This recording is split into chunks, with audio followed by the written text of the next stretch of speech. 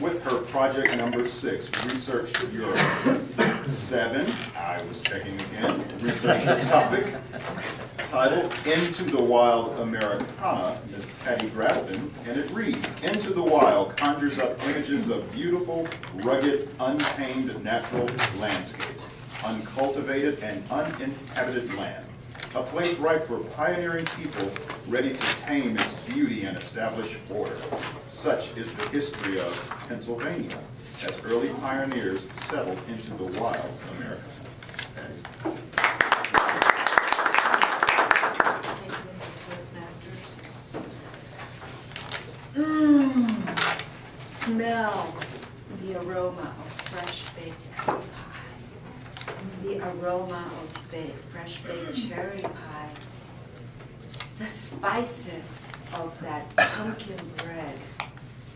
Feast your eyes on a rolling landscape of fields of golden corn, green soybean, and out yonder, the beautiful colors of reds and yellows and browns and golds in the forests of Pennsylvania.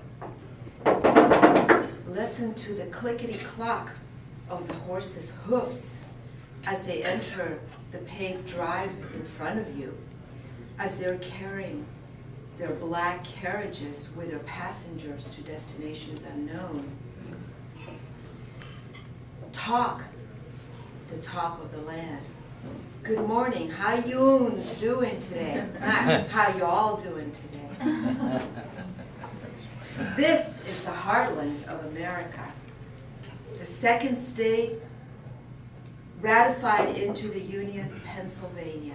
And this was where I went recently on my vacation. You see, gentlemen and ladies, I love the fall. It is my favorite season, and I love the mountains. It is where I go to find peace and rejuvenation.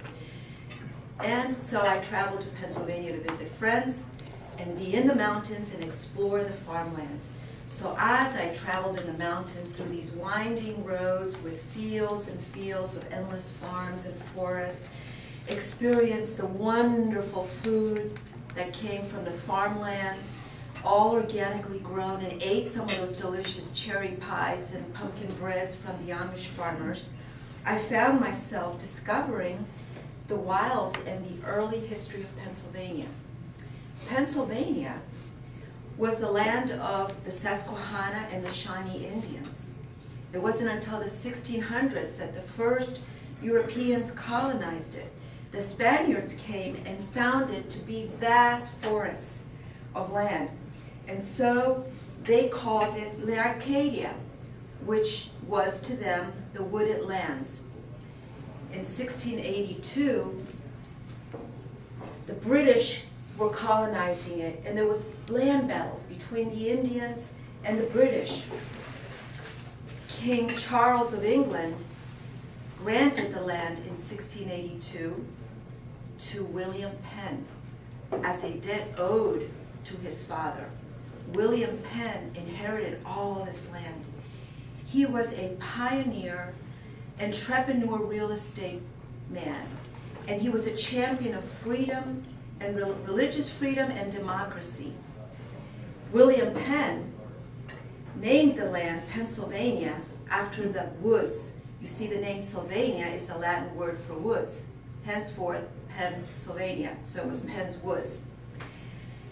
The British colony started coming as they heard that Pennsylvania was rich in soil, rich in heartlands of solid wood, and above all, it was a democracy and it was a place to explore religious freedom. William Penn was a Quaker and a peace lover. And so the British came, the Dutch came, the Germans came, the Swiss came. That's where the Amish came. They were all coming to this new land of freedom. They started logging. Logging was the first industry in Pennsylvania. It was rich with trees and hardwoods. So 90% of the land was covered with trees. Logging became the pioneering industry, and from there, it became the hub of the rail system. It was from logging that the steam engine developed, and Pennsylvania was known as the hub of the railway system. Many wars endured after that. There was the French and Indian War. For 7 years, the Indians battled the French and the British until the British won and joined sides with the Americans and awarded many of this land to the soldiers. So the soldiers inherited tracts of land that then they developed and farmed and started mining.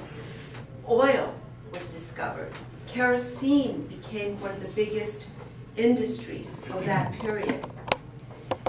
It wasn't until 1865, when the Civil War broke out, that the Battle of Gettysburg was one of the main deciding forces during the Civil War period, and the place where Abraham Lincoln gave his famous speech. Pennsylvania then went into a boom town post the war with its steel mines, its coal mining, and its logging industry. The Depression came during the 1920s, and the logging industry came to a halt.